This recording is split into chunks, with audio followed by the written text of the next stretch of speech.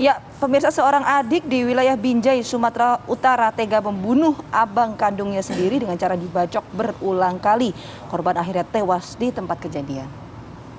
Ya, kejadian tersebut berlangsung tidak jauh dari rumah korban di sebuah pekong apek yang berada di Jalan Binjai Setabat, Pasar 8, Desa Tanda Milir 1, Kecamatan Hamparan Perak, Kabupaten Deli Serdang. Akibat peristiwa ini, warga sekitar kemudian heboh dan melaporkan hal tersebut ke pihak kepolisian. Dari tangan tersangka, polisi berhasil mengamankan barang-barang bukti, yaitu sebilah parang, pisau lipat, masker, serta 1 unit sepeda motor.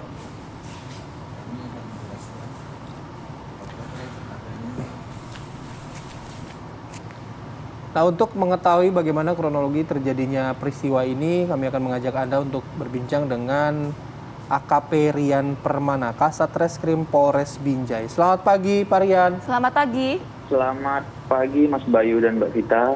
Baik. Dari hasil pemeriksaan sementara yang didapat oleh pihak kepolisian, apa motif dari pelaku ini, Pak?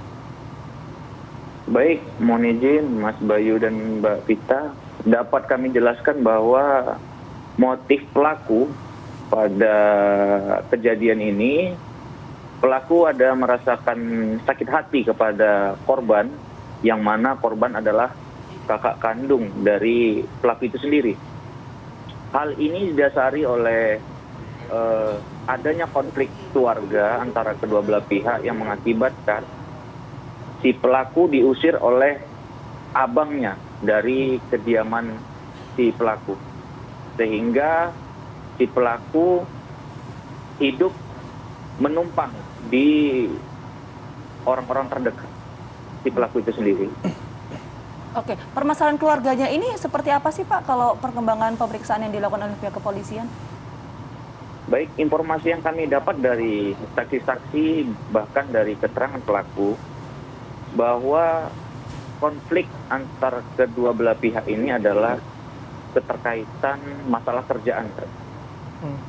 Jadi si pelaku sempat bekerja sama abangnya, yaitu GN, yang mana pekerjaan yang dilakukan oleh adiknya ini justru membuat komplain terhadap abangnya.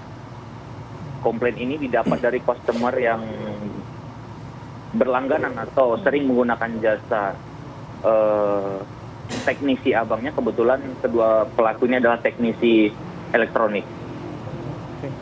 Nah, jadi selama ini memang korban ini tinggalnya bersama dengan pelaku ya, Pak ya? Sebelum akhirnya diusir? Iya, betul. Gimana, Mas?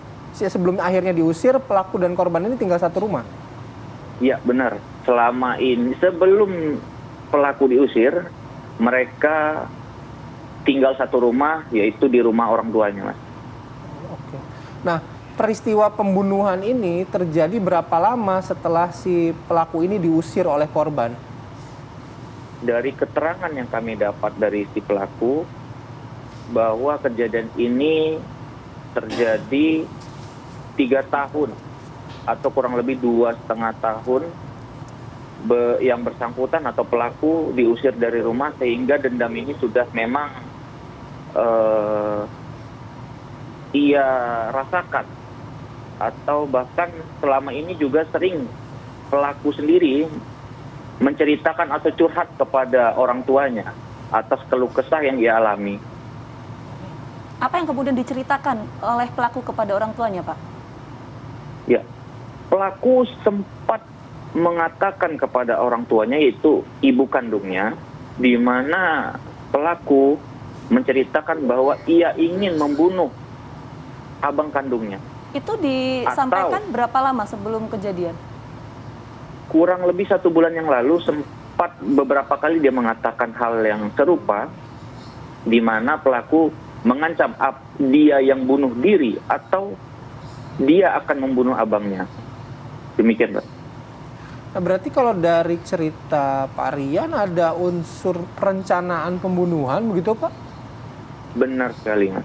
Dari hasil penyelidikan dan olah TKP, penyidik dan penyelidik menetapkan pasal 340 kepada pelaku yang mana pembunuhan ini memang sudah direncanakan 1 minggu sebelumnya, di mana pelaku membeli senjata tajam atau sebilah pisau di pasar atau pajak, kalau di Sumut namanya pajak, 1 minggu lalu, sehingga eksekusi 1 minggu kemudian.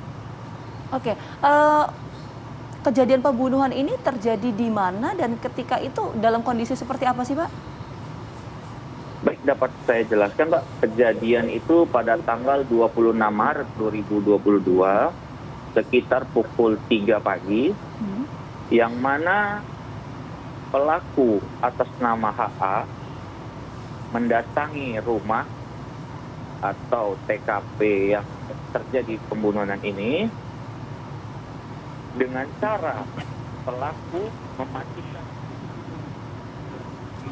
sehingga mengakibatkan rumah yang didiami oleh kakak pelaku itu mengalami mati lampu, sehingga korban keluar untuk mengecek stud listrik tersebut.